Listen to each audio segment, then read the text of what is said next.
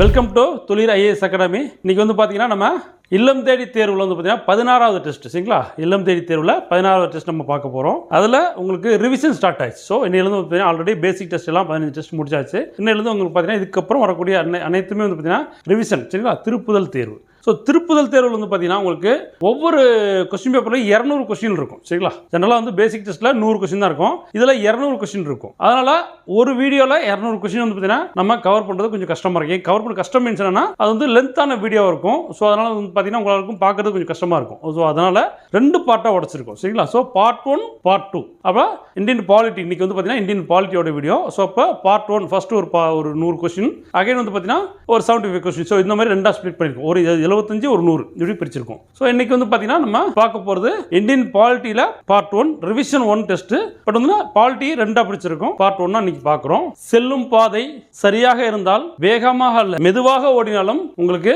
வெற்றி வசப்படும். ஸோ வாங்க நம்ம போய் டெஸ்ட்குள்ளார அதுக்குள்ள விடை மற்றும் விளக்கங்களை பார்ப்போம். So first question, which of the following statements is are correct? பின்வரும் நோட்டில் சரியானதை தேர்வு செய்ய. என்ன கேட்டிருக்காங்கன்னா 2 ஸ்டேட்மெண்ட் கொடுத்துருக்காங்க. ஃபர்ஸ்ட் ஒன் என்ன, the president of India is the head of the state. குடியரசுத் தலைவர் நாட்டின் தலைவர் ஆவார்.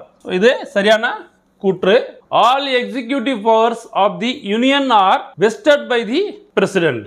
நாட்டின் நிர்வாக அதிகாரங்கள் யாவும் குடியரசுத் தலைவரிடம் உள்ளன. இரண்டாவது ஸ்டேட்மெண்ட்டும் சரியானது. அப்ப என்ன கேட்டிருக்காங்க, எது சரியானது கேட்டிருக்காங்க. ஸோ இரண்டுமே சரியானது. அப்போ விடை 1 and 2. விடை both 1 and 2. The president is the nominal executive authority. பாருங்க, குடியரசுத் தலைவர் பெயரளவில் நிர்வாக அதிகாரம் பெற்றவர். பெயரளவில் பாருங்க, பெயரளவில் தான். ஸோ நாமினல் பெயரளவில் தான் நிர்வாக அதிகாரம் பெற்றுள்ளார். Chief executive of the Indian union is the president. நடுவண் அரசின் நிர்வாக தலைவர் ஆவார். அப்போ மாநில அரசின் நிர்வாக தலைவர் யாரு? ஆளுநர். Is designated as the first citizen of India. இந்தியாவின் முதல் குடிமகன் ஆவார். இந்தியாவின் முதல் குடிமகன் யாரு? President.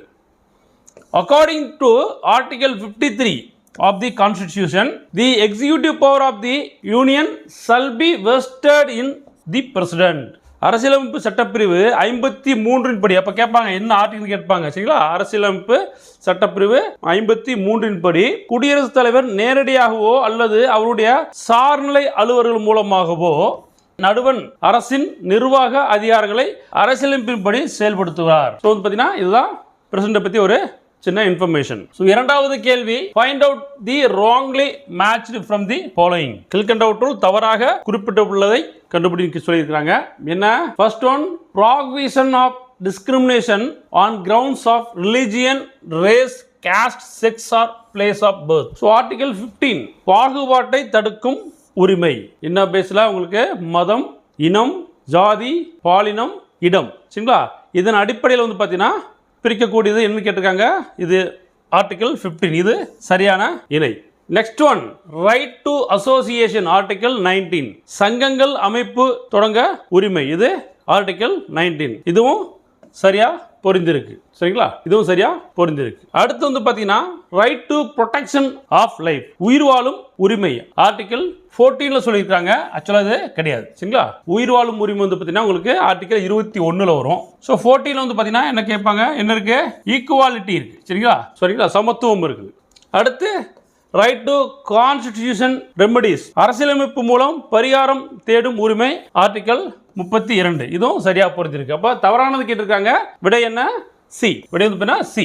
So right to freedom, சுதந்திர உரிமை. ஸோ சட்டப்பிரிவு 19 ஆர்டிகல் 19 என்ன சொல்லுது? பேச்சுரிமை, கருத்து தெரிவிக்கும் உரிமை, அமைதியான முறையில் கூட்டம் கூடுவதற்கு உரிமை, சங்கங்கள் அமைப்புகள் தொடங்க உரிமை, இந்திய நாட்டவர்கள் விரும்பிய இடத்தில் வசிக்கும் மற்றும் தொழில் செய்யும் உரிமை. வந்து எல்லாமே இதில் இருக்கு. ஆர்டிகல் 19 இருக்குது. ஆர்டிகல் 20 என்ன சொல்லுது? குற்றஞ்சாட்டப்பட்ட நபர்களுக்கான உரிமை மற்றும் தண்டனைகளில் இருந்து பாதுகாப்பு பெறும் உரிமை. பாருங்க, ஆர்டிகல் 20 குற்றம் சாட்டப்பட்ட நபர்களுக்கான உரிமை மற்றும் தண்டனைகளில் இருந்து பாதுகாப்பு பெறும் உரிமை. ஆர்டிகல் 20 சொல்லுது. ஆர்டிகல் 21 என்ன சொல்லுது? வாழ்க்கை மற்றும் தனிப்பட்ட சுதந்திரத்துக்கு பாதுகாப்பு பெறும் உரிமை. ஆர்டிகல் 21(1)A என்ன சொல்லுது?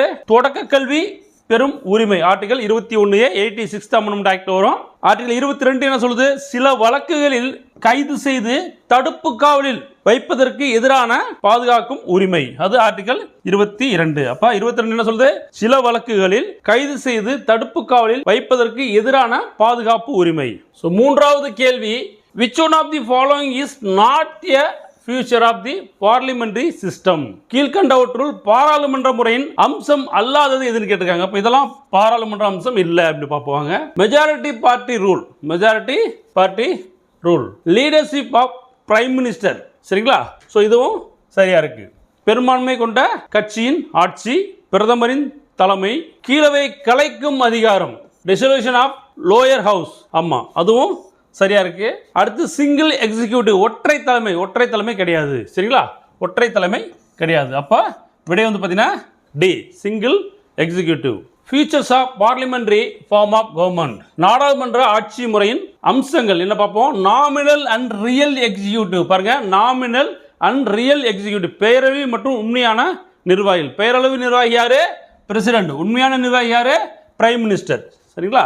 அடுத்து மெஜாரிட்டி பார்ட்டி ரூல். இப்போ வந்து பார்த்தீங்கன்னா வரக்கூடிய எலெக்ஷன் வருது. ஸோ அந்த எலெக்ஷன் வந்து பார்த்தீங்கன்னா யார் மெஜாரிட்டியாக வந்து பார்த்தீங்கன்னா சீட் வந்து பார்த்தீங்கன்னா ஜெயிக்கிறாங்களோ அவங்க வந்து பார்த்தீங்கன்னா ரூல் பண்ணுவாங்க, சரிங்களா? அப்போ பெரும்பான்மை கட்சி ஆதரவு. அடுத்து கலெக்டிவ் ரெஸ்பான்சிபிலிட்டி, எஸ் கூட்டு பொறுப்புணர்வு, அதான் வந்து பார்த்தீங்கன்னா கவுன்சில் ஆஃப் மினிஸ்டர் சொல்லுவாங்க, கலெக்டிவ் ரெஸ்பான்சிபிலிட்டி. அடுத்து டியூயல் மெம்பர்ஷிப், இரட்டை உறுப்பினர், சரிங்களா? இரட்டை உறுப்பினர். அடுத்து leadership of prime minister, yes வந்து பார்லிமெண்ட் சிஸ்டத்தில் வந்து பார்த்தீங்கன்னா உங்களுக்கு பவர்ஃபுல்லாக இருப்பார். ஸோ அடுத்து நான்காவது கேள்வி, article 51A of the Indian constitution deals, இந்திய அரசியலமைப்பு 51A எதை பற்றி குறிப்பிடுகிறது? Fundamental rights, fundamental duties, DPSP and amendment of the constitution. அடிப்படை உரிமைகள், அடிப்படை கடமைகள், அரசு வழிகாட்டும் நெறிமுறை கோட்பாடு, அரசியலமைப்பு சட்ட திருத்தம். ஸோ 51A என்ன கூறுதுன்னா அடிப்படை கடமைகள்.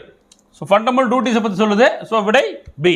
ஸோ ஃபண்டமெண்டல் டியூட்டிஸ், அடிப்படை கடமைகள் பார்த்தீங்கன்னா, the fundamental duties in the Indian constitution are inspired by the constitution of former USSR, Russia. முன்னாள் சோவியத் யூனியன் ரஷ்யா அரசியலமைப்பின் தாக்கத்தால் சேர்க்கப்பட்டது. என்னது? அடிப்படை கடமைகள். In 1976 the Congress party set up the Sardar Swan Singh committee, Sardar Swan Singh committee to make recommendation on fundamental duties. Sardar Swan Singh committee 1976 ஆண்டு அரசியலமைப்பு சட்ட திருத்தம் செய்ய பரிந்துரைத்தது. என்னன்னா 42வது அமெண்ட்மெண்ட் ஆக்ட பரிந்துரைத்தது. என்ன? தி 42nd Amendment Act 1976 added some responsibilities of citizens to our constitution called the fundamental duties. அதன்படி 1976 ஆண்டு மேற்கொள்ளப்பட்ட 42வது அரசியலமைப்பு சட்ட திருத்தம் நமது அரசியலமைப்பில் மக்களின் குடிமக்களின் பொறுப்புகளை சிலவற்றை சேர்த்தது. அது என்ன? மொத்தம் 11 டியூட்டிஸ் இருக்கும். This amendment added new part, namely Part 4A to the Constitution. இந்த சட்ட திருத்தம் அரசியலமைப்பின் பகுதி 4A என்ற ஒரு புதிய பகுதியை சேர்த்தது. This new part consists of only one article, that is Article 51A, which for the first time specified a code of 11 fundamental duties of the citizens. இப்பகுதி 51A என்ற ஒரே ஒரு பிரிவை மட்டும் கொண்டது. குடிமக்களின் 11, சரிங்களா? இது குடிமக்களின் 11 அடிப்படை கடமைகளை விளக்கும் குறிப்பிட்ட சட்ட தொகுப்பாக உள்ளது. குறிப்பிட்ட ஒரு சட்ட தொகுப்பாக உள்ளது. என்னது? Fundamental duties. ஐந்தாவது கேள்வி, the concept of judicial review was borrowed from, நீதி புனராய்வு முறை பெறப்பட்ட நாடு. ஸோ எங்கிருந்து வந்து பார்த்தீங்கன்னா நீதி புனராய்வு நம்ம வந்து பார்த்தீங்கன்னா எடுத்திருக்கோம் அப்படின்னு கேட்குறாங்க. USA, UK, பிரான்ஸ், ஆஸ்திரேலியா, சரிங்களா? America, England, France, Australia. விடை வந்து பார்த்தீங்கன்னா அமெரிக்கா. விடை ஏ, America. The power of judiciary to declare a law as unconstitutional is known as judicial review. பாருங்க, நீதி புனராய்வு அதிகாரம் ஒரு சட்டத்தினை அரசியலமைப்பு சட்டத்திற்கு முரணானது, பாருங்க, அரசியலமைப்பு சட்டத்திற்கு முரணானது என அறிவிக்கும் உச்ச நீதிமன்றத்தின் அதிகாரமாகும். அப்ப ஒரு சட்டம் இருக்குது, அந்த சட்டம் வந்து பார்த்தீங்கன்னா அரசியலமைப்பு சட்டத்திற்கு எதிராக இருக்குன்னா அதை வந்து அறிக்கக்கூடிய அதிகாரம் யாருக்கு இருக்கு? உச்சநீதிமன்றத்திற்கு இருக்குது. அது வந்து நீதி புனராய்வு மூலமா கொண்டு வரலாம். அடுத்து the supreme court enjoys this power. சரிங்களா?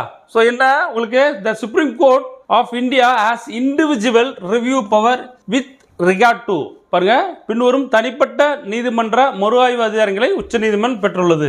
ஸோ என்ன வாங்க ஸோ என்னென்ன அதிகாரங்கள் பார்த்தீங்கன்னா dispute between the centre and states. சரிங்களா? நடுவண் அரசு மற்றும் மாநிலங்களுக்கு இடையான பிரச்சனைகள். அடுத்து தி interpret and clarify a provision of the constitution about which there are some doubts and difference of opinion. அரசியலமைப்பு சட்டத்தில் ஏற்படும் சந்தேகங்கள் கருத்து வேற்றுமைகளை விலக்கி தெளிவுபடுத்துதல். protecting the fundamental rights அடிப்படை உரிமைகளை பாதுகாத்தல்.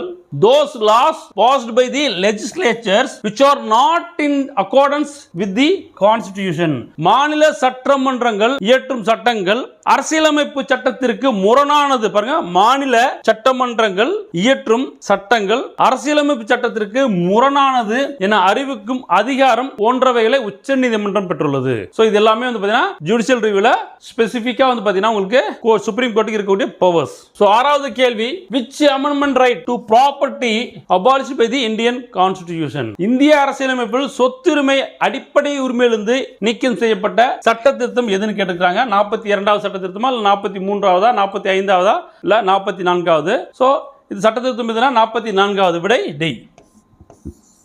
சோ என்ன இந்திய அரசியலமைப்பில் சொத்துரிமை அடிப்படை உரிமையிலிருந்து நீக்கம் செய்யப்பட்ட சட்ட திருத்தம் 44வது சட்ட திருத்தம். 1978ஆம் ஆண்டு 44வது அரசியலமைப்பு சட்ட திருத்தத்தின்படி அடிப்படை உரிமைகள் பட்டியலிலிருந்து சொத்துரிமை பிரிவு பாத்தீங்கன்னா என்ன சட்ட பிரிவு 31ல இருந்து இருக்கு. சரிங்களா? அடிப்படை உரிமை பட்டியலிலிருந்து சொத்துரிமை நீக்கப்பட்டது. இது இந்திய அரசியலமைப்பு சட்டம் பகுதி 12 பிரிவு 300 ஏன் கீழ் ஒரு சட்ட உரிமையாக வைக்கப்பட்டுள்ளது. இது ஒரு லீகல் ரைட்டா கொண்டு வந்துட்டாங்க. சரிங்களா? இது ஒரு லீகல் ரைட்டா கொண்டு வந்துட்டாங்க. முன்னாடி ஃபண்டமெண்டல் ரைட்ஸ் இருந்தது. சோ என்னது ஆர்டிகல் 31 கீழே அதை இப்போ நமக்கு லீகல் ரைட்டா ஆர்டிகல் 307 கொண்டு வந்து வச்சிருக்காங்க.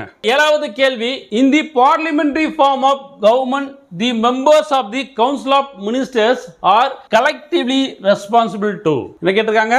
பாராளுமன்ற அரசாங்க முறையில் அமைச்சரவையின் உறுப்பினர்கள் சொல்லக்கூடிய என்ன யாரு? கவுன்சில் ஆஃப் மினிஸ்டர்ஸ் யாருக்கு கூட்டு பொறுப்பு உடையவர்கள். அப்ப கவுன்சில் ஆஃப் மினிஸ்டர் வந்து யாருக்கு ரெஸ்பான்சிபிலிட்டியா இருக்கணும் அப்படின்னு கேள்வி கேட்டிருக்காங்க.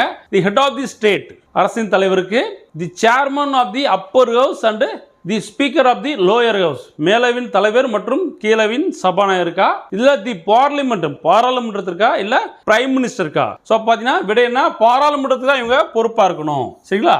சோ விடை வந்து பாத்தீங்கன்னா சி தி பார்லிமெண்ட். சோ எட்டாவது கேள்வி who initiated the preamble objective resolution முகவரியின் நோக்க தீர்மானத்தை யார் கொண்டு வந்து கேட்டிருக்காங்க. முகவரியின் நோக்க தீர்மானத்தை யார் கொண்டு வந்தது? Jawaharlal Nehru, B N Rau, K Munshi, B R Ambedkar. So விடை வந்து பாத்தீங்கன்னா ஜவஹர்லால் நேரு. விடை ஏ ஜவஹர்லால் நேரு.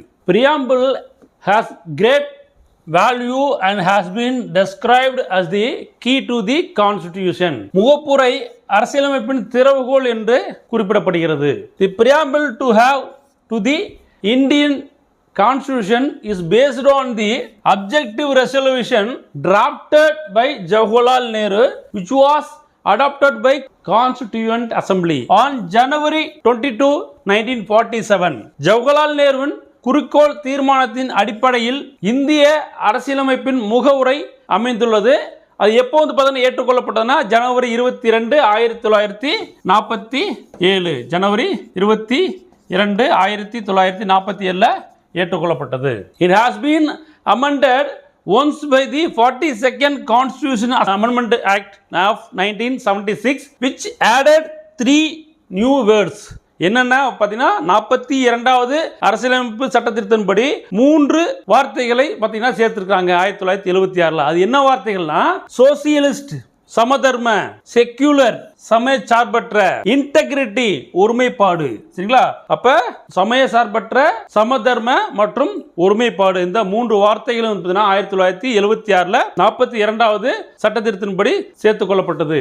அடுத்து 1976ஆம் ஆண்டு திருத்தப்பட்டது. தி preamble of our constitution states that India is sovereign, socialist, secular, democratic republic. பாருங்க, இந்தியா ஒரு இறையாண்மை மிக்க சமதர்ம சமய சார்பற்ற ஜனநாயக குடியரசு என நமது அரசியலமைப்பின் முகவுரை கூறுகிறது. அப்ப முகவுரையில் என்னன்னு கேட்பாங்க. அப்ப கரெக்டா ஞாபகம் வச்சுக்கோங்க. இறையாண்மை மிக்க சமதர்ம சமய சார்பற்ற ஜனநாயக குடியரசு என்று முகவுரை அரசியலமைப்பு நம்மளோட முகவுரை கூறுகிறது. 9வது கேள்வி, to introduce money bill in parliament prior permission of days is needed கேட்டிருக்காங்க. இப்ப பாராளுமன்றத்தில் பண மசோதாவை அறிமுகப்படுத்த யாருடைய முன் அனுமதி தேவைப்படுகிறது?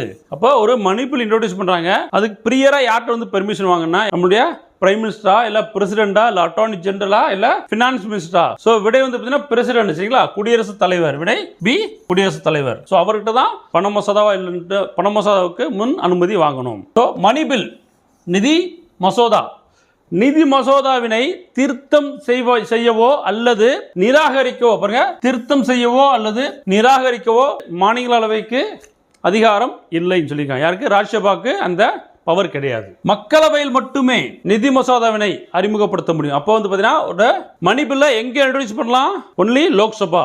இந்த மசோதா மாநிலங்களவையின் ஒப்புதலுடன் சட்டமாக மாறும். இங்க லோக்சபால பில்லு இன்ட்ரோடியூஸ் பண்ணி அதுக்கப்புறம் ராஜ்யசபால போயிட்டு சட்டமா மாறும். மாநிலங்களவை 14 நாட்களுக்குள் ஒப்புதல் அளிக்க வேண்டும். இங்க பாஸ் பண்ண ஒரு பில்லு, யார் என்ன பில்லு? மணி பில். உங்களுக்கு ராஜ்யசபாக்கு போகும்போது அங்க 14 டேஸ்க்குள்ளார 14 நாட்களுக்குள்ளார அவங்க அதுக்கு ஒப்புதல் கொடுக்க வேண்டும். அப்படி இல்லை என்றால் ஒப்புதல் பெறாமலேயே சட்டமாகிவிடும். அப்படி ஒருவேளை அவங்க ஒப்புதல் கொடுக்கல, டிலே ஆயிடுச்சுன்னா ஆட்டோமேட்டிக்கா வந்து பார்த்தீங்கன்னா அது சட்டமா மாறிடும். மாநிலங்களவையின் சட்ட திருத்தத்திற்கான முன்மொழிவுகளை மக்களவை கருத்தில் கொள்ள வேண்டியதில்லை. எந்த முன்மொழிவுகளையும் மக்களவை நிராகரிக்கலாம். இது related to money bill. Related to என்னது? உங்களுக்கு நிதி மசோதா தான் இருக்கு, சரிங்களா? இது அப்ளிகபிள் டு நிதி மசோதா. ஞாபகம் வச்சுக்கோங்க. 10வது கேள்வி, shadow cabinet is the future administrative system of. எந்த நாட்டின் நிர்வாக சிறப்பு கூறுகளாக நிழல் அமைச்சரவை அமைந்துள்ளது? Japan, Britain, USA, France. விடை வந்து பார்த்தீங்கன்னா பிரிட்டன். விடை பிரிட்டன். நிழல் அமைச்சரவை, சொல்லக்கூடிய நிழல் அமைச்சரவை. இங்கிலாந்து நாடாளுமன்றத்தில் உள்ள எதிர்க்கட்சிகள் ஒவ்வொரு துறையிலும் உள்ள விவகாரங்களை பற்றி ஆராய தமது உறுப்பினர்களை கொண்ட ஒரு குழுவை அமைக்கிறது. இதன் மூலம் எதிர்க்கட்சிகள் அரசு தொடர்பான பிரச்சனைகளை தெளிவாக அறிந்து கொள்ளவும் அரசினை விழிப்பாக இருக்க முடியும், சரிங்களா?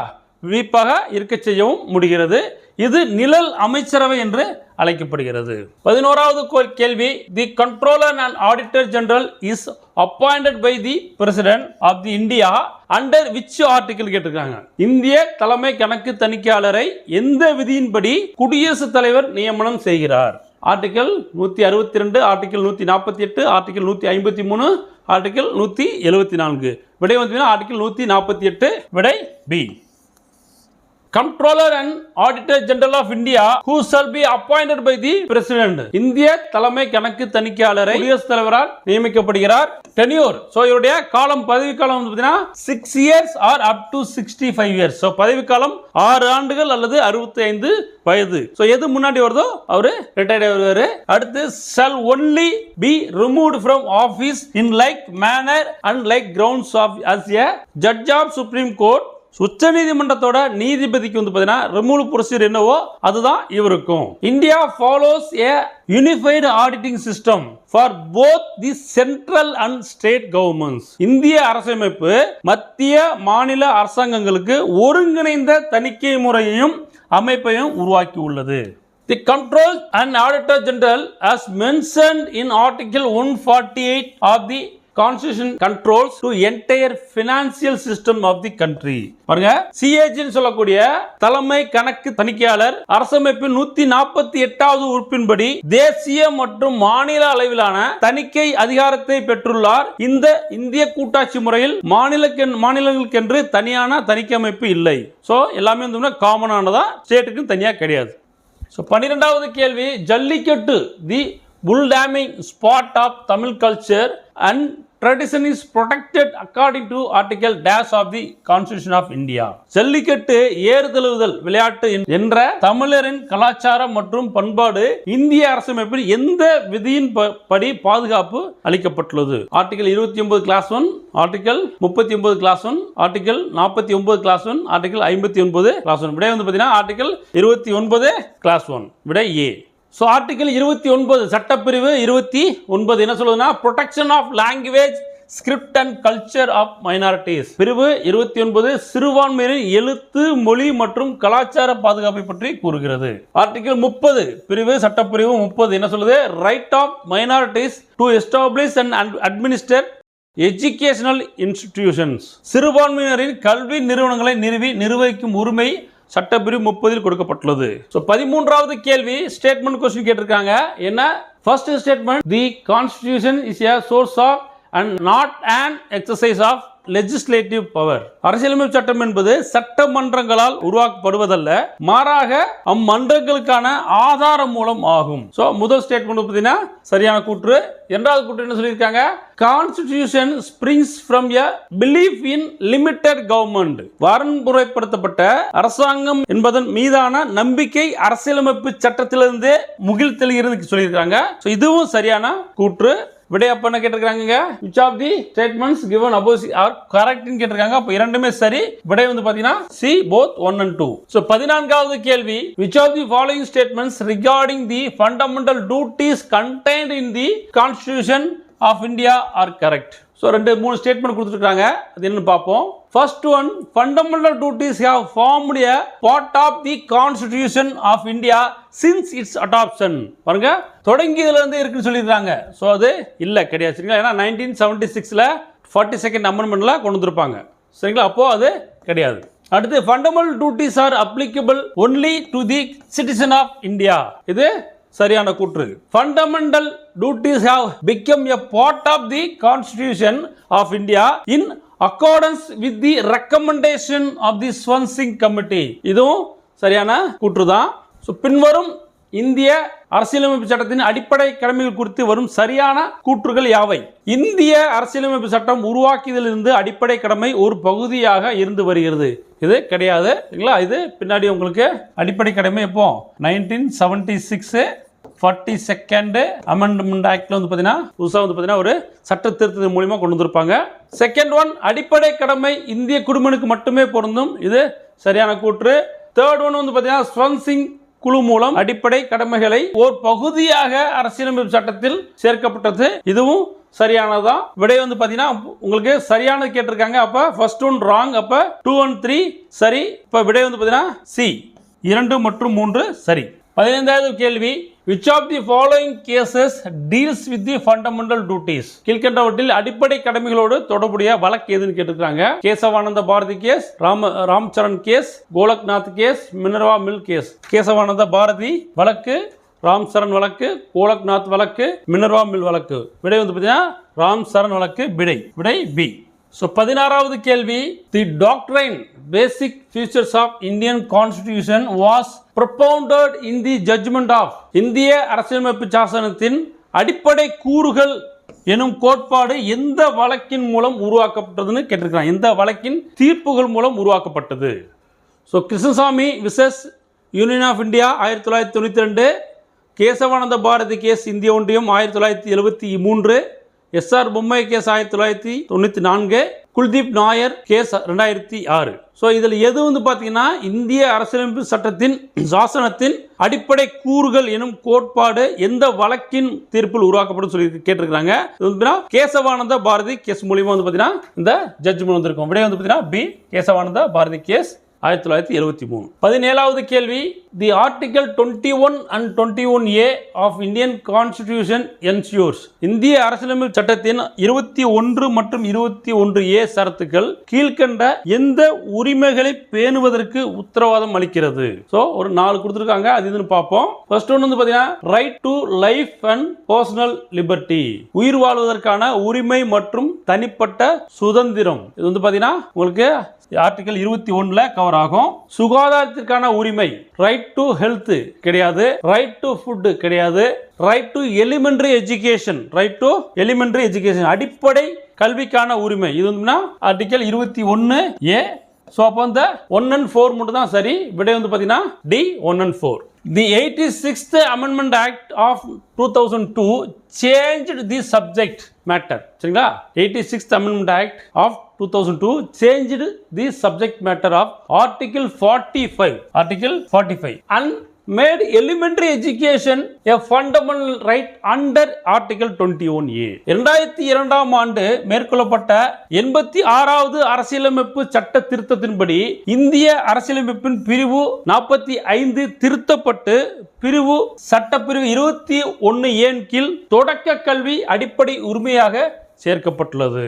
18வது கேள்வி, which of the following article authorizes parliaments to form a new state? பின்வரும் விதிகளில் எது புதிய மாநிலத்தை உருவாக்க பாராளுமன்றத்திற்கு அதிகாரத்தை அளிக்கிறது? Article 2, article 3, article 4, article 5. விதி 2, விதி 3, விதி 4, விதி 5. விதி 3 தான் வந்து பார்த்தீங்கன்னா பாராளுமன்றத்திற்கு புதிய மாநிலத்திற்கான உருவாக்க அதிகாரத்தை கொடுக்கிறது. Formation of new states and alteration of areas, boundaries or names of existing states. புதிய மாநிலத்தை உருவாக்குதல், இருக்கும் மாநிலங்களின் பரப்புகள், எல்லைகள் மற்றும் பெயர்களை மாற்றுதல். இதற்கு ஆர்டிகல் 3 வழிவகுக்கிறது. ஆர்டிகல் 3 வழிவகுக்கிறது. 19வது கேள்வி, which one of the following are present in India?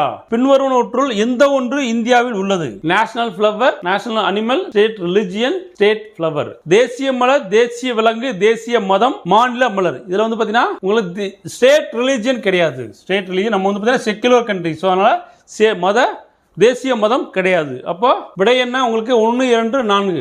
தேசிய மலர் இருக்குது, தேசிய விலங்கு இருக்குது, மாநில மலர் இருக்குது. அப்போ விடை A 1, 2, 4.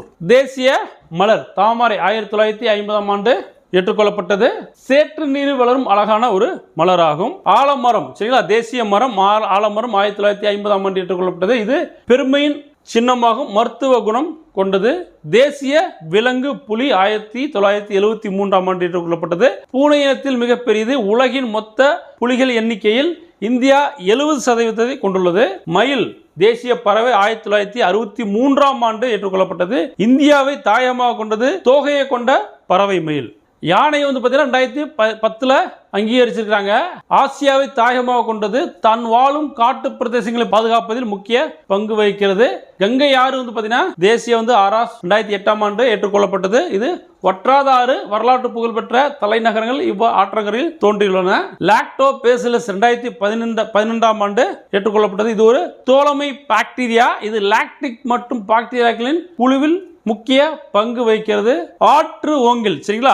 ஆற்று ஓங்கில் 2010ஆம் ஆண்டு ஏற்றுக்கொள்ளப்பட்டது. தான் வாழும் ஆற்றின் சூழல் அமைவின் நிலையை உணர்த்தும் விதமாக செயல்படுகிறது. அருகே வரும் உயிரினமாக ஆற்று ஓங்கில் உள்ளது. மாம்பழம் 1950ஆம் ஆண்டு ஏற்றுக்கொள்ளப்பட்டது. விட்டமின் A, C, D அதிக அளவில் கொண்டது. பெரும்பாலும் சமவெளிகளில் மாம்பழம் விளைவிக்கப்படுகிறது. ராஜநாகம் ஹோபிபாகஸ் ஹானா உலகில் விஷத்தன்மை கொண்ட மிக நீளமான பாம்பு. இவை இந்தியாவின் மலைக்காடுகள் மற்றும் சமவெளிகளில் வாழ்கின்றன. இவை அனைத்துமே வந்து பார்த்தீங்கன்னா தேசிய சின்னங்கள். இவை நம்ம பார்த்த எல்லாமே வந்து பார்த்தீங்கன்னா தேசிய சின்னங்கள். இதில் தான் கேட்க அந்த இயர், அந்த விலங்கோ இல்லை மரமோ கேட்கறதுக்கு வாய்ப்புகள் இருக்குது. அதை ஞாபகம் வச்சுக்கோங்க. 20வது கேள்வி, constitution assembly established on the basis of. அரசியல் அமைப்பு நிர்ணய சபை நிறுவப்பட்டதன் அடிப்படை என்னன்னு கேட்டிருக்காங்க. Law British parliament, government of India act 1935, cabinet mission, Mountbatten plan. British பாராளுமன்ற சட்டமா இல்ல 1935ஆம் ஆண்டு இந்திய அரசு சட்டமா இல்ல கேபினட் தூதுக்குழுவா இல்ல மவுண்ட் பேட்டன் திட்டமா? விடை வந்து பாத்தீங்கன்னா கேபினட் மிஷன். விடை சி, கேபினட் மிஷன். சோ இதுதான் வந்து பாத்தீங்கன்னா அரசியலமைப்பு நிர்ணய சபை நிறுவப்பட்டதற்கான அடிப்படை காரணம் வந்து கேபினட் மிஷன் தான். The constitution of India was framed by constituent assembly set up under cabinet mission plan 1946. 1946ஆம் ஆண்டு அமைச்சரவை தூதுக்குழு திட்டத்தின் கீழ் உருவாக்கப்பட்ட இந்திய அரசியல் நிர்ணய சபையால் இந்திய அரசியலமைப்பு உருவாக்கப்பட்டது.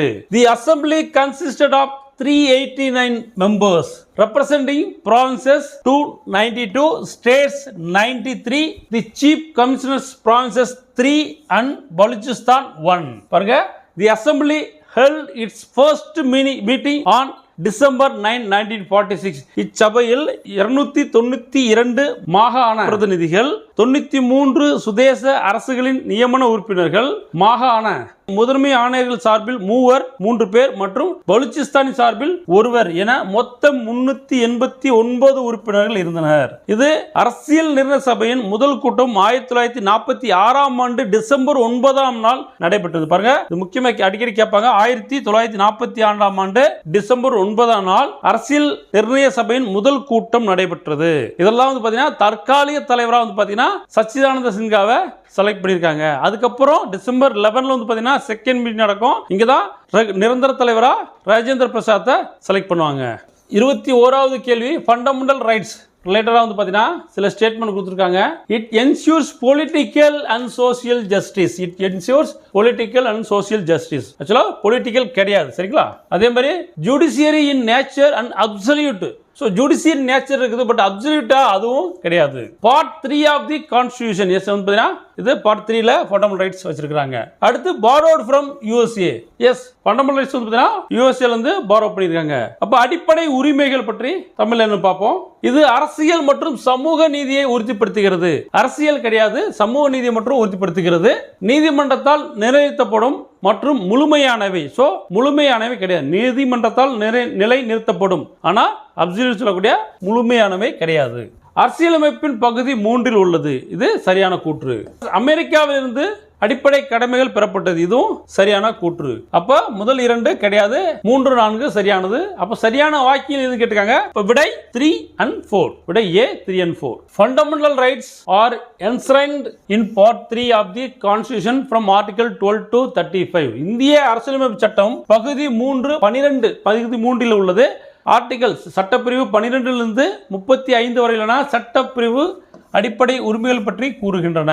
In this regard, the framers of the Constitution derived inspiration from the Constitution of USA. அரசியலமைப்பை உருவாக்கியவர்கள் இந்த அடிப்படை உரிமைகளை அமெரிக்க ஐக்கிய நாடுகளின் அரசியலமைப்புள்ள அடிப்படை உரிமைகளின் தாக்கத்தால் உருவாக்கினார்கள். Originally, the Constitution provided for 7 fundamental rights. At present, there are only 6 fundamental rights. At present, there are only 6 fundamental rights. முதலில் இந்திய அரசியலமைப்பு 7 அடிப்படை உரிமைகளை கொண்டிருந்தது. ஆனால் தற்போது 6 அடிப்படை உரிமைகள் மட்டுமே உள்ளன. Part 3 of the Constitution is rightly described as the Magna Carta of India. இந்திய அரசியலமைப்பின் பகுதி 3 இந்தியாவின் மகா சாசனம் என்று அழைக்கப்படுகிறது. சோ 22வது கேள்வி, இந்தியா இஸ் ரிலேட்டட் டு என்ன கேட்டிருக்காங்க. The indestructible union, destructible states, strictly a federal polity. இது ஃபெடரல் பாலிட்டி கிடையாது. Quasi federal polity. இந்தியா என்பது சிதைக்க முடியாத ஒரு ஒன்றியம். சரியானது. சிதைக்கத்தக்க மாநிலங்கள். இதுவும் சரியானது. முழுமையான கூட்டாட்சி கிடையாது. பகுதி கூட்டாட்சி இது சரியானது. அப்ப எனக்கு சரியான தகவல்கள் எது கேட்டிருக்காங்க. அப்போ 1, 2, 4 மட்டும் தான் சரியான தகவல். விடை வந்து பார்த்தீங்கன்னா A 1, 2 and 4. ஸோ முழுமையான கூட்டாட்சி இந்தியா கிடையாது. 23வது கேள்வி, the greater the power of the people, the better for the people. The greater the power of the people, the better for the people. Who gave this statement? மக்களிடம் எந்த அளவிற்கு அதிகாரம் இருக்கிறதோ அந்த அளவிற்கு இது மக்களுக்கு சிறந்து பயனளிக்கும். இவ்வாக்கியத்தை கூறியவர் யாரு கேட்டிருக்காங்க. ஜவஹர்லால் நேரு, B.R. அம்பேத்கர், மகாத்மா காந்தி, B.N. ராவ். விடை வந்து பார்த்தீங்கன்னா மகாத்மா காந்தி. சி விடை மகாத்மா காந்தி. So 24வது கேள்வி, total strength of nominated members in parliament by the president. Total strength of nominated members in parliament by the president. குடியரசுத் தலைவரால் பாராளுமன்றத்தில் நியமிக்கப்படும் உறுப்பினர்கள் மொத்த எண்ணிக்கை எத்தனை கேட்டிருக்காங்க. So total 12% of the total. மொத்தம் வந்து பார்த்தீங்கன்னா அந்த இருக்கக்கூடிய உறுப்பினர்கள் 12% சொல்லியிருக்காங்க. ஸோ அது கிடையாது. 12 நபர்கள் சொல்லியிருக்காங்க, அதுவும் கிடையாது. 2 நபர்கள் சொல்லியிருக்காங்க, அதுவும் கிடையாது. 14 நபர்கள். சரிங்களா? ஸோ விடை வந்து பார்த்தீங்கன்னா 14 நபர்கள். எப்படின்னா வந்து உங்களுக்கு லோக்சபாவில் வந்து பார்த்தீங்கன்னா உங்களுக்கு 2 பேரும், ராஜ்யசபாவில் வந்து பார்த்தீங்கன்னா உங்களுக்கு 12 பேரும். ஸோ மொத்தம் 14 பேர். ஸோ உங்கள் மொத்த எண்ணிக்கை தான் கேட்டிருக்காங்க, அதனால் மொத்தம் 14 பேர். 104th amendment act 104th Amendment Act, 104வது சட்ட திருத்தம் 2019. The Constitution of India extends the deadline for the cessation of the reservation of seats for members from scheduled castes and scheduled tribes in the Lok Sabha and state legislative assemblies period of 10 years. மக்களவை மற்றும் மாநில சட்டப்பேரவைகளில் பட்டியலிடப்பட்ட ஜாதிகள் மற்றும் பழங்குடியினர் உறுப்பினர்களுக்கான இடஒதுக்கீட்டை நிறுத்துவதற்கான காலக்கெடுவை 10 ஆண்டுகளுக்கு மேலும் நீட்டித்தது. The amendment does not, however, extend the period of reservation of 2 Lok Sabha seats and seats in state legislative assemblies reserved for members of the Anglo-Indian community.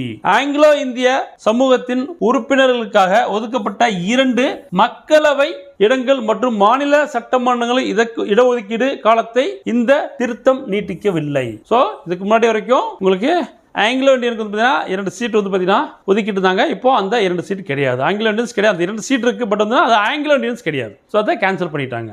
25வது கேள்வி, ஸ்டேட்மெண்ட் கொடுத்துருக்காங்க 3 ஸ்டேட்மெண்ட். ஃபர்ஸ்ட் ஒன் என்ன சொல்லியிருக்காங்க, national anthem and national song both were originally wrote in Bengali.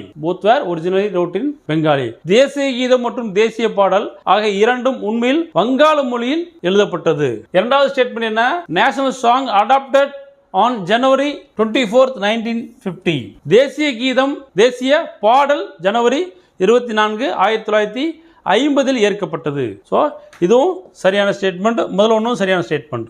அடுத்து national anthem adapted Jan 26 1950. தேசிய கீதம் ஜனவரி 26 1950 ஏற்கப்பட்டது. இது வந்து பார்த்தீங்கன்னா ஜனவரி 26 கிடையாது, ஜனவரி 24. சரிங்களா? ஸோ அப்போ இது தவறான ஸ்டேட்மெண்ட். அப்போ உங்களுக்கு என்ன கேட்டிருக்காங்க, தி கரெக்ட் ஸ்டேட்மெண்ட் கேட்டிருக்காங்க 1 and 2 கரெக்ட் ஸ்டேட்மெண்ட். ஸோ அப்போ ஆன்சர் இஸ் டி 1 and 2. 26வது கேள்வி, தி 3 word socialist secular integrity was added in the preamble of the constitution through சமதர்மம், மதச்சார்பின்மை, ஒருமைப்பாடு ஆகிய மூன்றும் எந்த சட்ட திருத்தத்தின் மூலம் இந்திய அரசமைப்பின் முகவுரையில் சேர்க்கப்பட்டிருக்கிறாங்க. இது ஏற்கனவே பார்த்தாச்சு. ஸோ 42வது சட்ட திருத்தம். ஆன்சர் வந்து 42nd Constitutional Amendment Act 1976.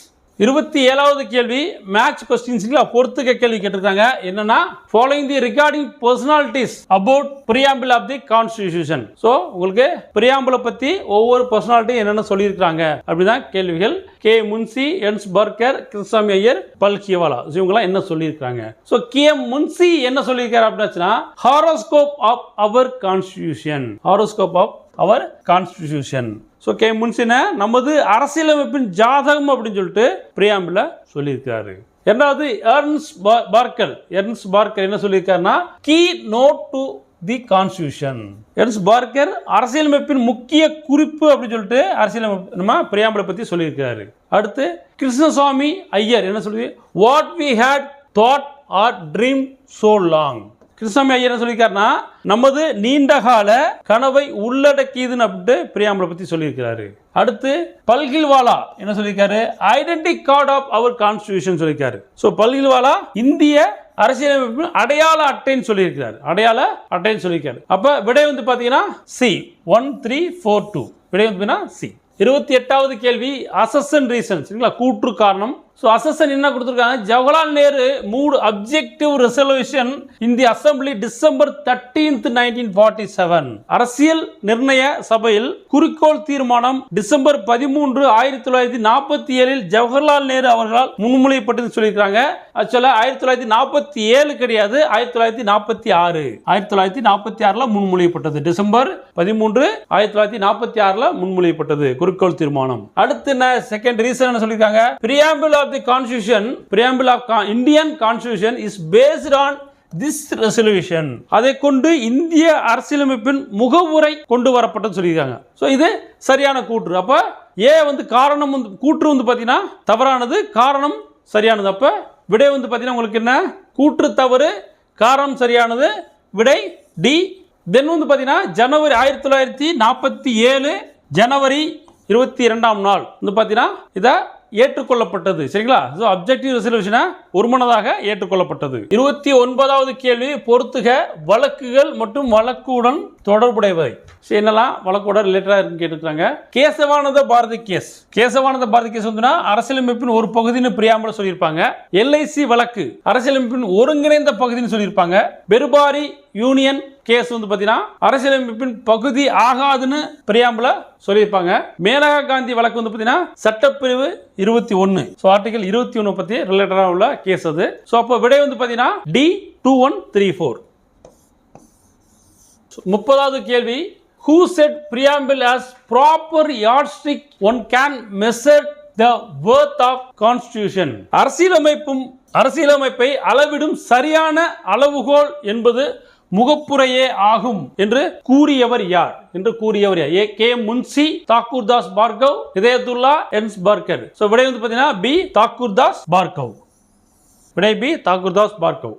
31வது கேள்வி, the Indian Citizenship Act enacted by the Parliament was amended in the year. இந்திய குடியுரிமை சட்டம் திருத்தப்பட்ட ஆண்டு. இந்திய குடியுரிமை சட்டம் திருத்தப்பட்ட ஆண்டு 1986, 1987, 1957, 1950. சோ எந்த ஆண்டு? 1986. விடை ஏ 1986. 32வது கேள்வி, acquisition of சிட்டிசன்ஷிப் குடியுரிமை பெறும் வழிகள். இந்திய குடியுரிமை பெறும் வழிகள் என்னன்னு கொடுத்திருக்காங்க.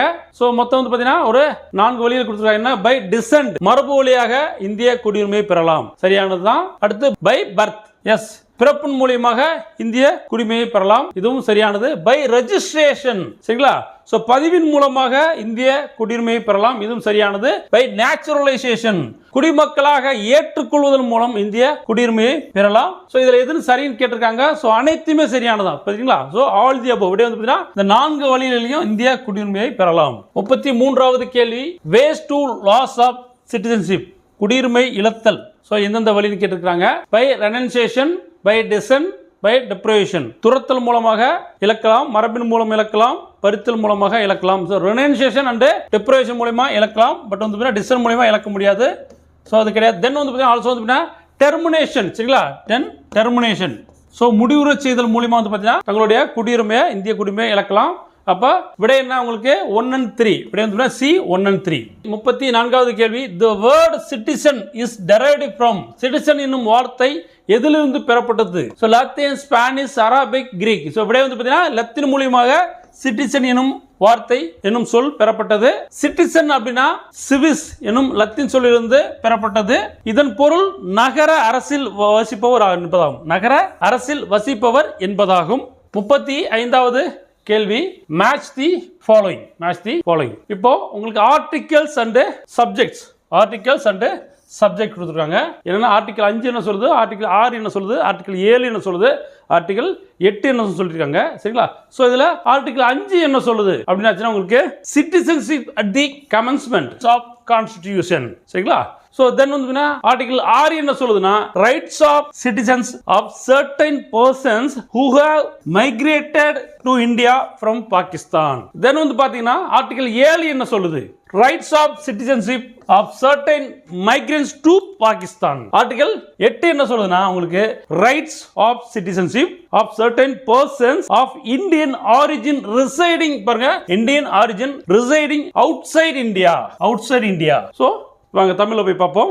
ஸோ சரத்து 5, சரிங்களா. சரத்தார் சட்டப்பிரிவு விதி எல்லாம் சொல்லுவாங்க, சரிங்களா, எல்லாம் பிரிவுன்னு சொல்லுவாங்க. சரத்து 5 என்ன சொல்லுது அப்படின்னா உங்களுக்கு அரசியல் அமைப்பின் தொடக்க காலத்தில் இருந்த குடியுரிமை பத்தி ஆர்டிகல் 5 சொல்லுதுங்க. சரத்து 5 அரசியல் அமைப்பின் தொடக்க காலத்தில் இருந்த குடியுரிமை. சரத்து 6 என்ன சொல்லுது அப்படின்னா உங்களுக்கு பாகிஸ்தான்ல இருந்து இந்தியாவிற்கு குடியேறியவர்களின் குடியுரிமை தான் உங்களுக்கு ஆர்டிகல் 6 சொல்லுது. ஆர்டிகல் 7 என்ன சொல்லுது, பாகிஸ்தானுக்கு இடம் பெயர்ந்தோரின் குடியுரிமைகள். இங்கிருந்து பாகிஸ்தானுக்கு இடம் பெயர்ந்து போயிருப்பாங்களா, சோ அவங்களுக்கு உண்டான குடியுரிமை பத்தி ஆர்டிகல் 7 சொல்லுது. ஆர்டிகல் 8 என்ன சொல்லுது, இந்தியாவிற்கு வெளியே வசித்து வரும் இந்திய வம்சாவளியினர் குடியுரிமை. இந்தியாவிற்கு வெளியே வசித்து வரும் இந்திய வம்சாவளியினரின் குடியுரிமை பத்தி ஆர்டிகல் 8 பேசுது. சோ அப்போ உங்களுக்கு ஆன்சர் வந்து பாத்தீங்கன்னா ஃபர்ஸ்ட் ஒன் என்ன இருக்கு உங்களுக்கு 2, 4, 1, 3. அப்போ ஆன்சர் ஏ.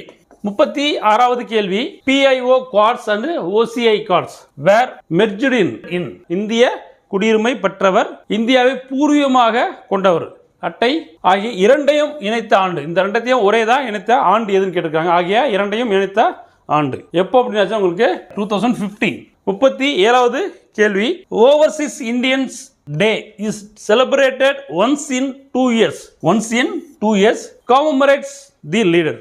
யாரின் நினைவாக 2 ஆண்டுகளுக்கு ஒரு முறை, பாருங்க 2 ஆண்டுக்கு ஒரு முறை வெளிநாடு வாழ் இந்தியர் தினம் கொண்டாடப்படுகிறது. யாருக்குன்னா மகாத்மா காந்திக்கு. சோ விடை வந்து பாத்தீங்கன்னா ஏ.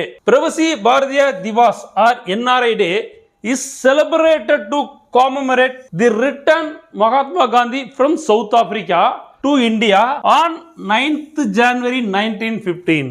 மகாத்மா காந்தி தென்னாப்பிரிக்காவிலிருந்து இந்தியாவிற்கு 9 ஜனவரி 1915 அன்று திரும்பியதை நினைவு கூறும் வகையில் பிரவாசி பாரதிய திவாஸ் அல்லது NRI டே, NRI தினம் கொண்டாடப்படுகிறது. NRI தினம் கொண்டாடப்படுகிறது. 38வது கேள்வி, article 12 to 35 and part 3 of the constitution deals with. இந்திய அரசியலமைப்பில் சரத்து 12 முதல் 35 மற்றும் பகுதி 3 எதை பற்றி கூறுகிறது? Fundamental rights, fundamental duties, citizenship and union and its territories. அப்போ விடை என்னன்னா உங்களுக்கு அடிப்படை உரிமைகள் பத்தி சொல்லுது. ஆர்டிகல் 12 முதல் 35 வரைக்கும் பார்ட் 3 என்ன சொல்லுது? அடிப்படை உரிமைகளை பத்தி சொல்லுது. விடை வந்து பார்த்தீங்கன்னா ஏ. தி ஃபண்டமெண்டல் ரைட்ஸ். 39வது கேள்வி, fundamental rights are guaranteed by. அடிப்படை உரிமைகளுக்கு உத்தரவாதம் அளிப்பது எதுன்னு கேட்டுக்கிறாங்க. Supreme court, parliament, president and defence minister. So விடை வந்து பார்த்தீங்கன்னா உங்களுக்கு உச்ச நீதிமன்றம். ஸோ அடிப்படை உரிமைகளுக்கு உத்தரவாதம் அளிப்பது உச்ச நீதிமன்றம். Judiciary is the third organ of Indian government. சரிங்களா?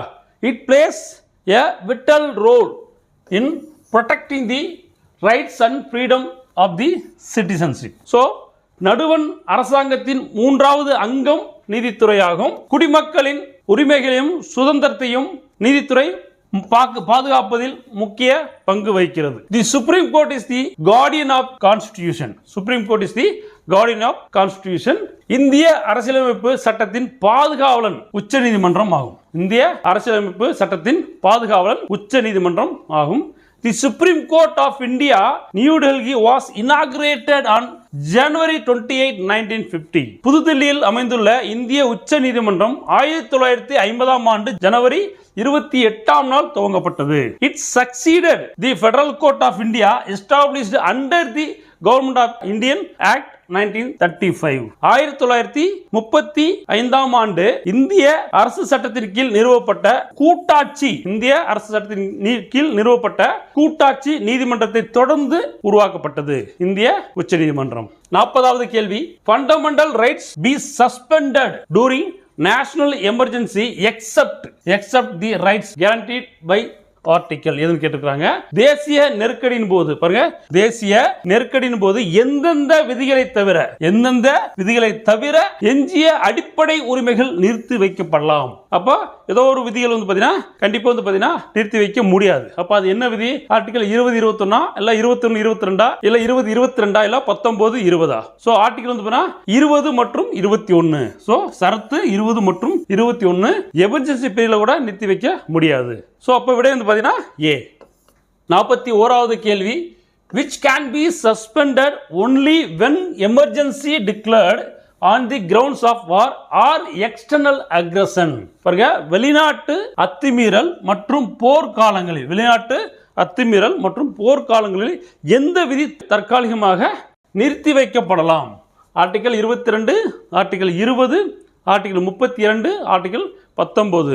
விடை வந்து பாத்தீங்கன்னா ஆர்டிகல் 19. விடை டி, ஆர்டிகல் 19. சோ இந்த ஆர்டிகல் 19 தான் உங்களுக்கு வெளிநாட்டு அத்துமீறல் மற்றும் போர்க்காலங்களில் தற்காலிகமாக நிறுத்தி வைக்கப்படலாம். When the president makes a proclamation of emergency under article 352. பாருங்க, எமர்ஜென்சிக்கு under article 352, the freedoms guaranteed article 19 are automatically suspended. பாருங்க, automatically article 19 suspended. இந்திய அரசமைப்பு சட்டப்பிரிவு 352 கீழ் குடியரசுத் தலைவரால் அவசர நிலை அறிவிக்கப்படும் பொழுது இந்திய அரசியலமைப்பு சட்டப்பிரிவு 19 கீழ் உத்தரவாதம் அளிக்கப்பட்ட சுதந்திரங்கள் தாமாகவே நிறுத்தப்படுகிறது. ஸோ வந்து பார்த்தீங்கன்னா ஆர்டிகல் 19 என்னன்னு உங்களுக்கு தெரியும், சரிங்களா? ஸோ 42வது கேள்வி, protection against arrest and detention comes under. கைது செய்தல், காவலில் வைப்பதிலிருந்து பாதுகாப்பு என்பது எவ்வுரிமைக்கு கீழ் வரும்? Right against exploitation, right to freedom, cultural and educational rights, right to equality. So வந்து சுரண்டலுக்கு எதிரான உரிமையா, இல்லை சுதந்திர உரிமையா, இல்லைன்னா கலாச்சாரம் மற்றும் கல்விக்கான உரிமையா, இல்லைன்னா சமத்துவ உரிமையா? விடை வந்து பார்த்தீங்கன்னா சுதந்திர உரிமை. விடை B, right to freedom. Article 22 சரிங்களா? Article 22 protection against arrest and detention in certain cases. சட்டப்பிரிவு 22 சில வழக்குகளில் கைது செய்து தடுப்பு காவலில் வைப்பதற்கு எதிரான பாதுகாப்பு உரிமையை தருகிறது. ஸோ 43வது கேள்வி, article which deals with remedies for enforcement of rights. அரசியலமைப்பின் படி தீர்வு காணும் உரிமையை கூறும் சரத்து எதுன்னு கேட்டிருக்காங்க. So article 19, article 32, article 35, article 27. So answer வந்து பார்த்தீங்கன்னா article 32. Article 32 it allows individuals to seek redressal for the violation of their fundamental rights. So சட்டப்பிரிவு 32 என்ன சொல்லுதுன்னா, தனிப்பட்டவரின் அடிப்படை உரிமைகள் பயன்படுத்த போது, தனிப்பட்டவரின் அடிப்படை உரிமைகள் பாதிக்கப்படும் போது நீதிமன்றத்தை அணுகி உரிமை பெறுதல். ஸோ இதுதான் உங்களுக்கு ஆர்டிகல் 32 சொல்லுது. ஸோ 44வது கேள்வி, which of the following fundamental rights are exclusively meant for citizens of India? கீழ்கண்டவற்றுள் இந்தியர்களுக்கு மட்டும் வழங்கப்பட்டுள்ள உரிமைகள் இதுன்னு கேட்டிருக்காங்க. So article 20, article 15, article 27, article 29. விடை வந்து பார்த்தீங்கன்னா article 15 and article 29. So 2 and 4. Answer வந்து பார்த்தீங்கன்னா 2 and 4 பி. 45வது கேள்வி, equality before law concept borrowed from which constitution? So சட்டத்தின் முன் அனைவரும் சமம் என்பது எந்த அரசியலமைப்பில் இருந்து பெறப்பட்டது? Britain, USA, Ireland, Canada. So answer is Britain, A, England. So 46வது கேள்வி, in article 15 the state is permitted to make any special provisions for women and children. சரிங்க, women and children is related with. சட்டப்பிரிவு 15 பெண்கள் மற்றும் குழந்தைகள் மேம்பாட்டிற்கான சிறப்பு சலுகைகள் எதனுடன் தொடர்புடையது? ஸோ ஏ என்ன சொல்லிருக்காங்க, prohibition of discrimination on certain grounds, சாதி சமய இன வேறுபாடுகள் காட்டத்தடை. B, equality of opportunity in public grounds, வேலைவாய்ப்புகளில் அனைவருக்கும் சம உரிமை. C, both A and B. D, equal protection of law. So இதில் ஆன்சர் வந்து பார்த்தீங்கன்னா உங்களுக்கு A, prohibition of discrimination on certain grounds, சாதி சமய இன வேறுபாடுகளுக்கு காட்டத்தடை. 47வது கேள்வி, which of the following sentences is or correct regarding untouchability offences act 1955? பின்வருவனவற்றில் தீண்டாமை குற்றங்கள் சட்டம் 1955 குறித்து சரியானதை காண்க. சோ ஃபர்ஸ்ட் ஒன் என்ன கொடுத்திருக்காங்க, it comes under article 17. It comes under article 17 சரத்து 17 இன் கீழ் வருகிறது. இது சரியான கூற்று. அமெண்டட் இன் 1975 1975 திருத்தம் செய்யப்பட்டது. இது தவறானது. So third statement வந்து பாத்தீங்கன்னா amended in the name of Civil Right Protection Act 1976 குடிமை உரிமைகள் பாதுகாப்பு சட்டம் 1976 என திருத்தம் செய்யப்பட்டது. சோ இதுவும் சரியான கூற்று. அப்ப விடை வந்து பாத்தீங்கன்னா சரியானது கேட்டிருக்காங்க. அப்ப 1 and 3 answer is C 1 and 3. So 48வது கேள்வி, Article 21A was added by விதி 21A எந்த சட்ட திருத்தத்தின் கீழ் இணைக்கப்பட்டது? ஸோ எல்லாருக்குமே தெரியும். ஸோ ஆன்சர் வந்து பார்த்தீங்கன்னா 86வது சட்ட திருத்தம் 2002ஆம் ஆண்டு. Answer A. ஸோ 49வது கேள்வி, the concept of issuing writ is taken from which country? நீதி பேராணைகளை வெளியிடுவது எந்த நாட்டிலிருந்து பெறப்பட்டது கேட்டிருக்காங்க. USA, UK, Canada, Japan. So answer is UK, England, B. 50வது கேள்வி, one more duty was added in fundamental duties by which amendment act? அடிப்படை கடமைகளுள் மற்றொரு கடமையை எந்த ஆண்டு எதன் வாயிலாக சேர்க்கப்பட்டது? 2002ஆம் ஆண்டு 86வது சட்டம் வாயிலாக சேர்க்கப்பட்டது. விடை வந்து பார்த்தீங்கன்னா ஏ. So parents shall provide opportunities for education to their children between age 6 and 14 years 6 and 14 years இந்த பிரிவின் கீழ் அனைத்து இந்திய குடிமக்கள் அல்லது பெற்றோர்கள் 6 முதல் 14 வயது பாருங்க 6 முதல் 14 வயதுள்ள தங்கள் குழந்தைகள் அனைவருக்கும் கல்வி பெறும் வாய்ப்பினை ஏற்படுத்தி தர வேண்டும். 51வது கேள்வி, which of the following is are correct regarding fundamental duties? regarding fundamental duties அடிப்படை கடமைகள் குறித்து சரியானதை காண்க. சோ மூணு ஸ்டேட்மென்ட் கொடுத்திருக்காங்க, என்ன பார்ப்போம். they are enforceable by law of parliament and courts. பாராளுமன்றம் மற்றும் நீதிமன்றங்கள் மூலமாக நிலைநாட்ட முடியும். பாராளுமன்றம் மற்றும் நீதிமன்றம் மூலமாக நிலைநாட்ட முடியும். நான் ஜஸ்டிஃபிகபிள் நிலை நிறுத்தப்படாதவை. then totally 11 duties at present. So மற்றும் 11 அடிப்படை கடமைகள் தற்போது உள்ளன. சோ மூன்றுமே சரியானதான். விடை வந்து பாத்தீங்கன்னா உங்களுக்கு all the above. விடை all the above. 52வது கேள்வி, which country in the world has a democratic constitution that sets out the fundamental duties of citizens? உலகில் குடிமக்களுக்கு அடிப்படை கடமைகளை தொகுத்திருக்கும் மக்களாட்சி அரசியலமைப்பு கொண்ட நாடு எதுன்னு கேட்டிருக்காங்க. Japan, Britain, USA, Canada. So answer is Japan. 53வது கேள்வி, find the which one is incorrect in the following. Find the which one is incorrect in the following. அடிப்படை கடமைகளில் பொருந்தாத ஒன்றை காண்க. சோ அடிப்படை கடமையில ரிலேட்டட் நாட் ரிலேட்டட் எதுன்னு பார்ப்போம். சர்தார் சிவன் சிங் கமிட்டி இது பாத்தீங்கன்னா ஃபண்டமெண்டல் டியூட்டிஸ்ல வரும். தென் வந்து பாத்தீங்கன்னா 44வது கான்ஸ்டிடியூஷன் அமெண்ட்மென்ட் வராது. ஏன்னா அது வந்து பாத்தீங்கன்னா உங்களுக்கு ரைட் டு ப்ராப்பர்ட்டில போகும். ரைட் டு ப்ராப்பர்ட்டி 300A கொண்டு போய் வச்சுப்பாங்களா. சோ அந்த ரிலேட்டடா உள்ள அமெண்ட்மென்ட். அடுத்து வந்து 42வது கான்ஸ்டிடியூஷன் அமெண்ட்மென்ட் ஆக்ட் 1976 வந்துரும். 86th constitution amendment act 2002. இது வந்து பாத்தீங்கன்னா உங்களுக்கு 6 to இப்ப பார்த்தோம் 6 ல இருந்து 14 வயது வரை இருக்கக்கூடிய சில்ட்ரனுக்கு சோ எஜுகேஷன் கொடுக்கக்கூடியது கம்பல்சரி. சோ அப்ப ஆன்சர் வந்து பாத்தீங்கன்னா பி. Answer B. 44வது சட்ட திருத்தம் 1978. In 1976, the Congress Party set up the Sardar Suran Singh Committee to make recommendation of fundamental duties. To make recommendation of the fundamental duties. 1976ஆம் ஆண்டு அமைக்கப்பட்ட Sardar சுரன் Singh committee அரசியலமைப்பு சட்ட திருத்தம் செய்ய பரிந்துரை செய்தது. This 42nd Amendment Act 1976 added some responsibilities of citizens to our constitution called the fundamental duties. அதன்படி 1976ஆம் ஆண்டு மேற்கொள்ளப்பட்ட 42வது அரசியலமைப்பு சட்ட திருத்தம் நமது அரசியலமைப்பில் குடிமக்களின் பொறுப்புகள் சிலவற்றை சேர்த்தது. குடிமக்கள் பொறுப்புகள் சிலவற்றை சேர்த்ததுன்னா 1976ஆம் ஆண்டு கொண்டு வரப்பட்ட 42வது அரசியலமைப்பு சட்ட திருத்தம். 54வது கேள்வி, find out the correct statements regarding fundamental duties. regarding fundamental duties correct கேட்டிருக்காங்க. அடிப்படை கடமைகள் குறித்து சரியானதை விளக்குக. they are not confined to Indian citizens only. அது இந்திய குடிமக்களுக்கு மட்டும் அல்ல.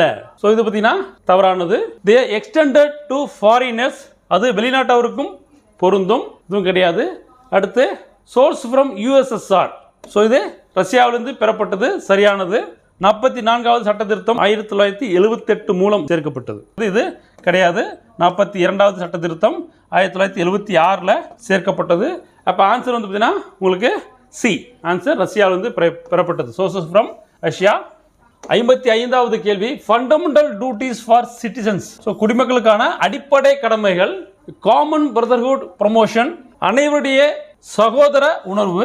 செகண்ட் பி பார்த்தீங்கன்னா சேஃப்கார்ட் பப்ளிக் ப்ராப்பர்ட்டி, பொது சொத்தை பாதுகாத்தல். Protection and improvement of environment, இயற்கை சூழலை மேம்படுத்தி பாதுகாத்தல். Then all the above. So விடை வந்து பார்த்தீங்கன்னா ஆல் தி அபோவ். மேற்கண்ட அனைத்து மூணுமே இருக்கு. ஸோ 56வது கேள்வி, national policy on education announcement of free and compulsory education. Free and compulsory education for children up to the age of 14 based on the recommendation of which commission. எந்த குழுவின் அடிப்படையில் இலவச மற்றும் கட்டாய கல்வியை 14 வயதுக்கு உட்பட்ட குழந்தைகளுக்கு அளித்தல் தொடர்பான தேசிய கல்விக் கொள்கை வெளியானது கேட்டிருக்காங்க. Swaran Singh commission, Kothari commission, Malhotra commission, national education commission. விடை வந்து பாத்தீங்கன்னா கோத்தாரி கமிஷன், கோத்தாரி குழு. விடை பி. 57வது கேள்வி, which of the following are described as novel features of the Indian Constitution? கீழ்கண்டவற்றுள் எது இந்திய அரசியலமைப்பின் புதிய அம்சம் என்று கூறப்படுகிறது? Fundamental duties, fundamental rights, DPSP, citizenship. So விடை வந்து பார்த்தீங்கன்னா டிபிஎஸ்பி, அரசுக்கு வழிகாட்டும் நெறிமுறைகள். ஸோ விடை சி. டிபிஎஸ்பி வந்து பார்த்தீங்கன்னா பார்ட் 4ல இருக்குது. டிபிஎஸ்பி பார்ட் 4ல இருக்குது. ஸோ டிபிஎஸ்பி பார்ட் 4ல இருக்குது. தென் ஆர்டிகல் 36 to 51 சட்டப்பிரிவு 36லிருந்து 51 வரை உள்ளது. 3 categories socialistic, Gandhian and liberal intellectual. 3 பெரும் பிரிவுகளை கொண்டுள்ளது. சமதர்மம், காந்தியம் மற்றும் தாராள அறிவு சார்ந்த 3 கொள்கைகளை கொண்டுள்ளது. இந்த கொள்கைகளை நீதிமன்றத்தால் வலுக்கட்டாயமாக செயல்படுத்த முடியாது. சரியா? These principles are not enforceable by the courts. They aim to promoting the social welfare of the people. சமுதாய நலனை மக்களுக்கு தருவதே இதன் நோக்கமாகும். ஏன்னா இதன் நோக்கமாகும் டிபிஎஸ்பியோட நோக்கம். Dr. B.R. Ambedkar described these principles as novel features of the Indian Constitution. So இந்திய அரசியலமைப்பின் புதுமையான சிறப்பம்சம் என்று டாக்டர் B.R. அம்பேத்கர் அவர்கள் இதனை விவரித்துள்ளார். 58வது கேள்வி, match list 1 with list 2. Champakam Dorairajan case கொடுத்துருக்காங்க. ஸோ அதற்குள்ள இயர் கொடுத்துருக்காங்க. மினர்வா மில் கேஸ் கொடுத்துருக்காங்க. இந்திரா சவானி கேஸ் கொடுத்துருக்காங்க. எஸ்ஆர் பொம்மை கேஸ் கொடுத்துருக்காங்க. ஸோ செம்பகம் துரைராஜன் கேஸ் வந்து பார்த்தீங்கன்னா எந்த இயர்னா 1951. மினர்வா மில் கேஸ் வந்து பார்த்தீங்கன்னா 1980 1980. இந்திரா சவானி கேஸ் வந்து பார்த்தீங்கன்னா 1992. Indira Sawhney case 1992. SR Bommai case 1994. அப்ப ஆன்சர் வந்து 3142. Answer is B. 59வது கேள்வி, days insist the government needs to establish social and economic justice in India. எது சமூக மற்றும் பொருளாதார நீதியை அரசு நிறுவ வலியுறுத்துகிறது. So directive principles, fundamental duties, fundamental rights, preamble. So answer வந்து பார்த்தீங்கன்னா நெறிமுறை கோட்பாடுகள், டைரக்டிவ் பிரின்சிபல்ஸ் ஏ. 60வது கேள்வி, ஆர்டிகல் 44 ரிலேட்டட் டு சரத்து 44 உடன் தொடர்புடையது எது கேட்டிருக்காங்க. Uniform civil code, rising level of nutrition, agriculture and animal husbandry, D, B and C. So answer வந்து பார்த்தீங்கன்னா பொது சிவில் சட்டம். Answer is uniform civil code. 61வது கேள்வி, which article says about the protection and improvement of environment and to safeguard forest and wildlife. எந்த சட்ட விதி சுற்றுச்சூழல் பாதுகாப்பு மேம்படுத்துதல் மேலும் காடுகள் மற்றும் வன விலங்குகள் பாதுகாப்பு பற்றி கூறுகிறது. Article 48A, article 39A, article 43A, article 39. Answer article 48A. சரத்து 48A கூறப்பட்டுள்ளது. 62வது கேள்வி, Indian constitution consist of directive principles of state policy. So article வந்து அரசு கொள்கை நெறிமுறைப்படுத்தும் கோட்பாடுகள் இடம்பெற்றுள்ள விதிகள். So article 36 to 51. Article 36 to 51 விடை வந்து பார்த்தீங்கன்னா ஏ.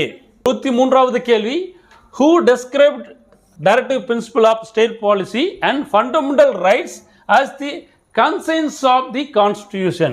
அரசு கொள்கையினை நெறிப்படுத்தும் கோட்பாடுகள் மற்றும் அடிப்படை உரிமைகள் ஆகியவற்றை அரசியலமைப்பின் மனசாட்சி என்று குறிப்பிட்டவர் யார்? Ambedkar, N A Palkhivala, Ernest Barker and Granville Austin. So விடை வந்து பார்த்தீங்கன்னா கிரென்வில் ஆஸ்டின் டி. 64வது கேள்வி, equal justice and free legal aid is provided in the constitution under. ஏழைகளுக்கு இலவச சட்ட உதவி வழங்குதல் மூலம் சமமான நீதி முறையை ஏற்படுத்தும் சரத்து எதுன்னு கேட்டிருக்காங்க. Article 39, article 38A, article 38, article 39A. விடை வந்து பார்த்தீங்கன்னா article 39A D. Article 38, Indian constitution directs the state to secure a social order for the promotion of the welfare of the people.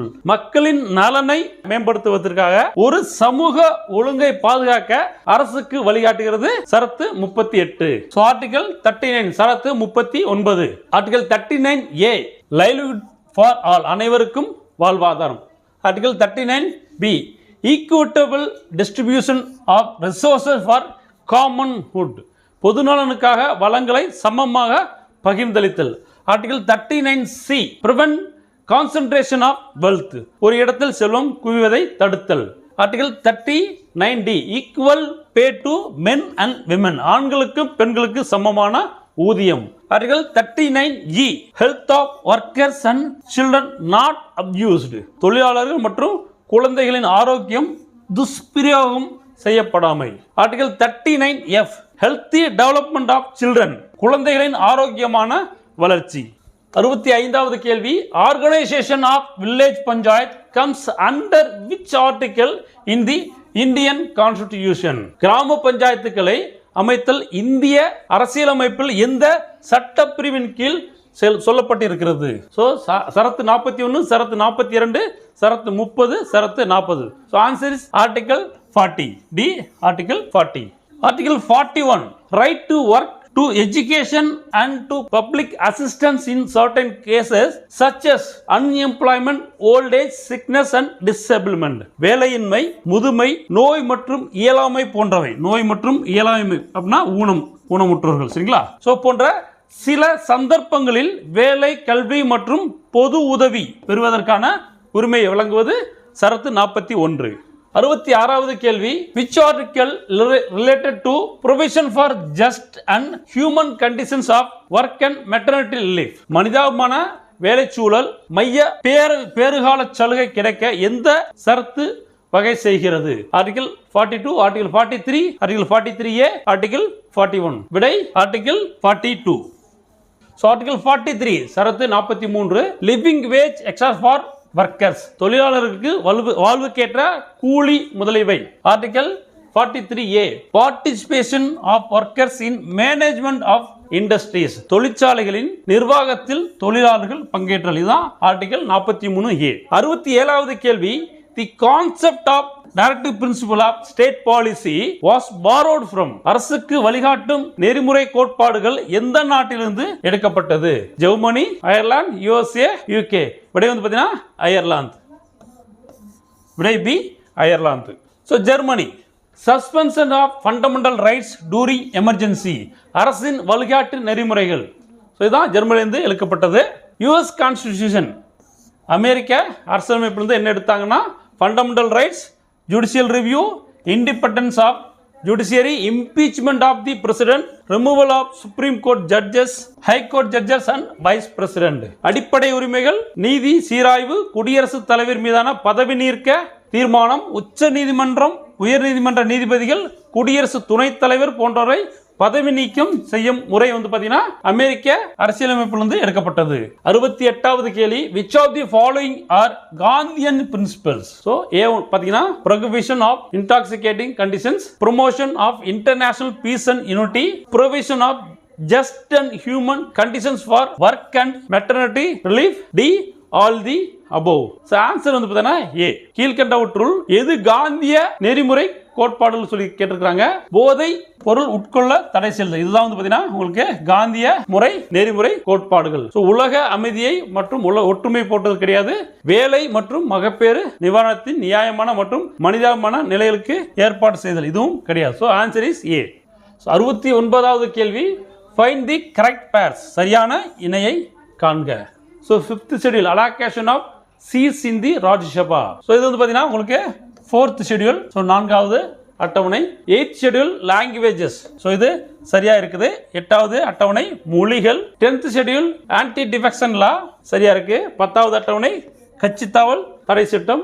12வது அட்டவணை வந்து பார்த்தீங்கன்னா பஞ்சாயத்து ராஜ். பஞ்சாயத்து ராஜ் வந்து பார்த்தீங்கன்னா 11வது அட்டவணை 11th ஷெட்யூல். ஸோ 12வது அட்டவணை வந்து பார்த்தீங்கன்னா உங்களுக்கு முனிசிபாலிட்டி, சரிங்களா? முனிசிபாலிட்டி. தென் 5வது ஷெட்யூல் வந்து பார்த்தீங்கன்னா உங்களுக்கு என்னன்னா SC and ST administration areas. So answer வந்து பார்த்தீங்கன்னா 2 மட்டும் தான் சரியா பொருந்திருக்குது. அப்போ 2 and 3 answer is D. Answer is D. So 70வது கேள்வி, find the correct pairs. State கிரியேஷனுங்க. கேரளா 1956, நாகாலாந்து 1960, சிக்கிம் 1974, கோவா வந்து பார்த்தீங்கன்னா 1987. ஸோ இதில் எது சரியா இருக்குன்னு கேட்டிருக்கிறாங்க. வாங்க. ஸோ கேரளா 1956 சரியா பொருந்திருக்குது. நாகாலாந்து வந்து பார்த்தீங்கன்னா 1963ங்க. 1963. சிக்கிம் வந்து பார்த்தீங்கன்னா 1975. சிக்கிம் 1975. கோவா 1987. ஸோ 1 and 4 சரியா இருக்குது. இப்போ ஆன்சர் வந்து பார்த்தீங்கன்னா A 1 and 4. So Nagaland December 1, 1963. Sikkim 16th May 1975. So 71வது கேள்வி, which names are adapted to our country in Article 1? நமது அரசியலமைப்பின் சரத்து 1 எந்த பெயர் நமது நாட்டிற்காக ஏற்கப்பட்டுள்ளது? So Bharat, India. So answer Bharat. A 1 only. So 72வது கேள்வி, How many days took the Constitution Assembly to frame the Constitution? அரசமைப்பு நிர்ணய சபையானது இந்திய அரசியலமைப்பு சட்டத்தினை வரையறை செய்ய எடுத்துக்கொண்ட நாட்கள் எவ்வளவுன்னு கேட்டிருக்காங்க. எல்லாருமே தெரியும் 2 years 11 months and 18 days. So 2 ஆண்டுகள் 11 மாதங்கள் மற்றும் 18 நாட்கள் இந்திய அரசியலமைப்பை உருவாக்க எடுத்துக்கொள்ளப்பட்ட நாட்கள். 73வது கேள்வி, find out the incorrect சரியற்ற கூற்றை காண்க. So first one, Constitution Assembly held its first meeting on December 9, 1946. December 9, 1946 அன்று அரசியலமைப்பு நிர்ணய சபையின் முதல் கூட்டம் நடைபெற்றது. ஸோ இது சரியான கூற்று. அடுத்து second one, doctor Sachchidananda Sinha was elected as the temporary president of the assembly. அரசியல் நிர்ணய சபையின் தற்காலிக தலைவராக டாக்டர் சச்சிதானந்த சின்ஹா தேர்ந்தெடுக்கப்பட்டார். இதுவும் சரியான கூற்று. So third one, B.N. Rao elected as the vice president of the assembly. அரசியலமைப்பு நிர்ணய சபையின் துணை தலைவராக B.N. Rao பார்த்தீங்கன்னா தேர்ந்தெடுக்கப்பட்டார். அது தவறான கூற்று. So B.N. Rao கிடையாது.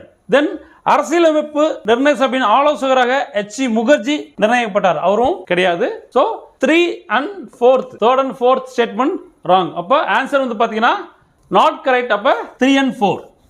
So vice president H.C. Mukherjee and விடி கிருஷ்ணமாச்சாரி.